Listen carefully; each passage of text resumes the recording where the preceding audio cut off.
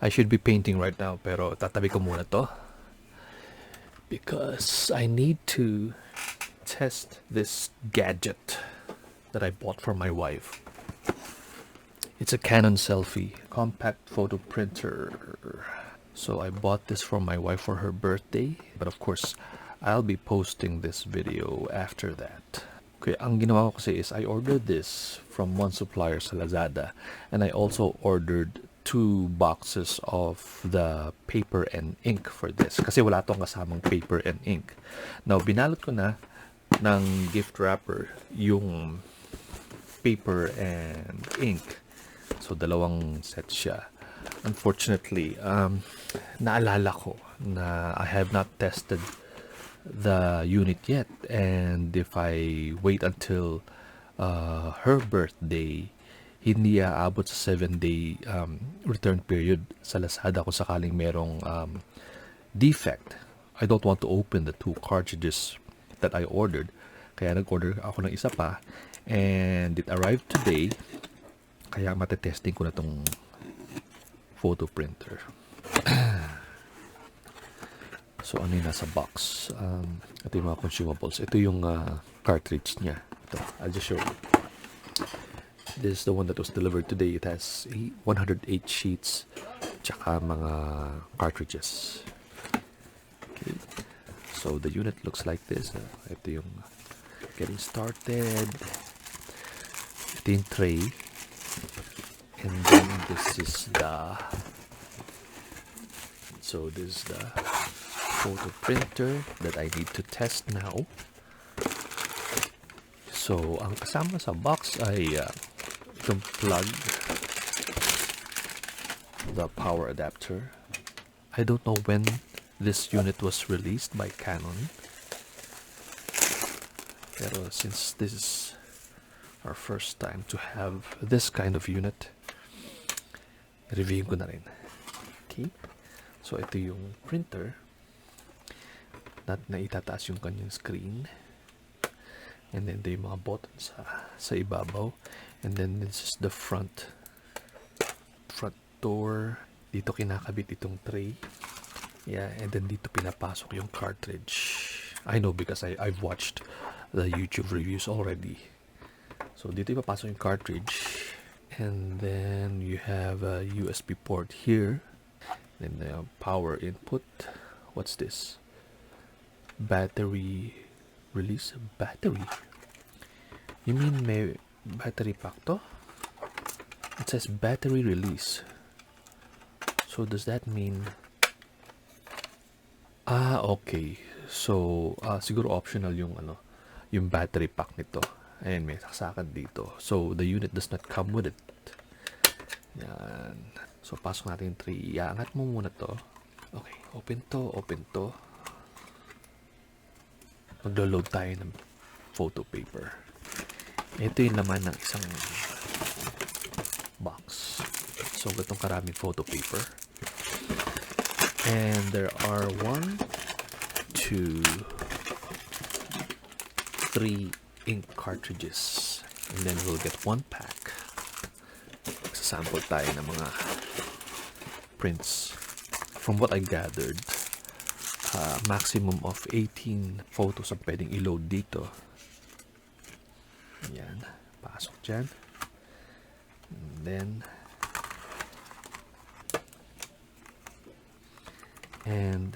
ipasok to. So, dapat mag-i-snap siya. There, nag-snap siya. The ink cartridge. Okay. So, sorry, may arrow nga pala to kung paano ipapasok. This way, like that. So, it's supposed to snap in place. Yan. So, hindi ko alam kung ilan yung maximum na mapiprint na photos sa isang cartridge. Pero it will tell you naman kung empty na yung cartridge. Ito lang naman, di ba? There. So, dapat ikakabit mo siya sa Wi-Fi ninyo. And then, doon kayo magko-connect. Tumutunog siya. So, nag-initialize. There. So, select and print. So, let's... hindi pala siya touchscreen. Sorry. So, Wi-Fi settings. via Wi-Fi network. Okay. Search PLDT. Password entry. Okay. Paano? Menu. Okay, ayun.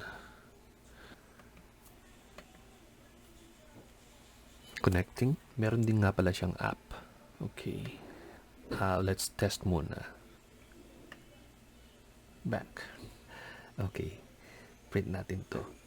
So, access the photo and then print.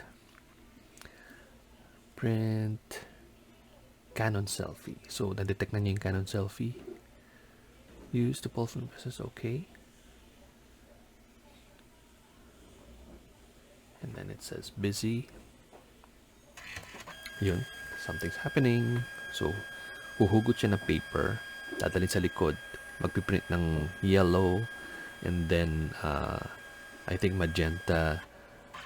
And then cyan. And then the black, I think. It's now printing. So, lalabas siya dito dapat. See, it printed the yellow.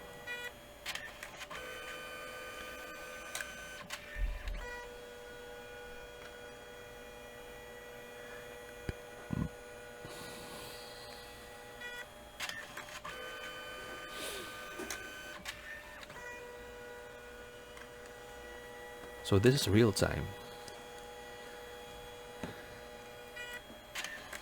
One more.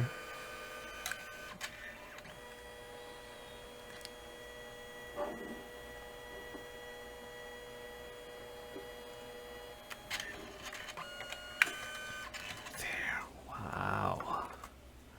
Look at that. Look at that. Nice. Nice. Okay, let's print one more. Itong dinrawing kong ayu. Print. Okay, this time, i-download natin yung Selphy na app. So, merong Selphy photo layout. Pang layout lang siya. So, we can use this. Okay, so open natin yung photo layout. So, pwede kang gumawa ng layout. Selfie. Select and print. End up layout. Bookmark layout. Shuffle layout. So, nakakatawa, no? You can do stuff while it's printing. Send ka lang ng send. I-queue nila. I-queue ng machine yung mga photos. So, you need to install both the Canon apps, no? Yung pang layout, tsaka yung Canon Print Inkjet Selfie. Ayan. So, connected sila. So, when you have the print app, you can preview the image.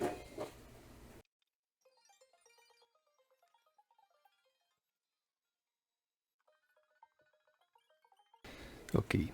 So, ito yung result ng editing din sa Canon app. And then, print status completed. So, I think, once you open the Canon print, sige, i-close natin lahat. Let's see. So, na-i-install na natin parehong app. And then, we will open lang muna yung Canon print. And then, ma-open mo yung isang app through this app, the Selfie photo layout. So, you just activate that. And then, nag-open na yung app na yon. Okay? And then, select and print, bookmark layout, shuffle layout. We did the shuffle layout to go. Combination layout, pang label. Let's try this.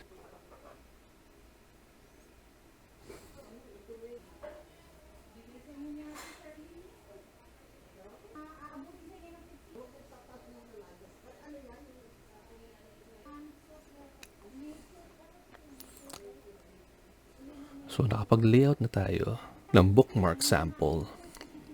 So, pwede mo hatiin yung photo into a bookmark.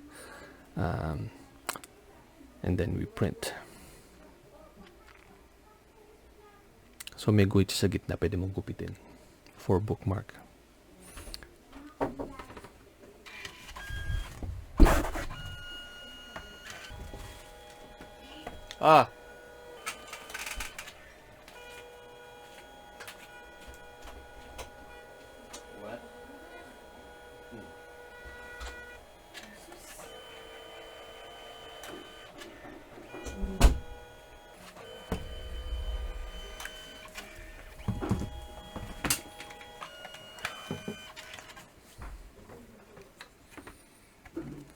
There you go. So I can't print anymore. Makakalata si Mrs. Naririnig niya. Okay, so that's the Canon Selphy, and maganda siya, nakakatuwa.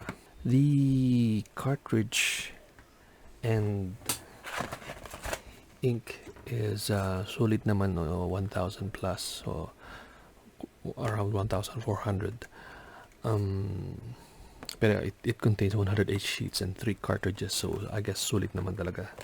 And then the unit itself is between 8 to 9,000, depende sa seller. Pero maganda siya. Maganda yung quality ng print, as you can see, no? Maganda naman siya. Maraming apps. We have apps that can lay out for you.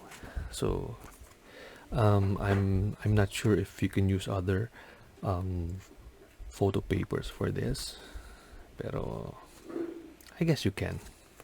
Okay, so that's it. Thank you so much. We're on a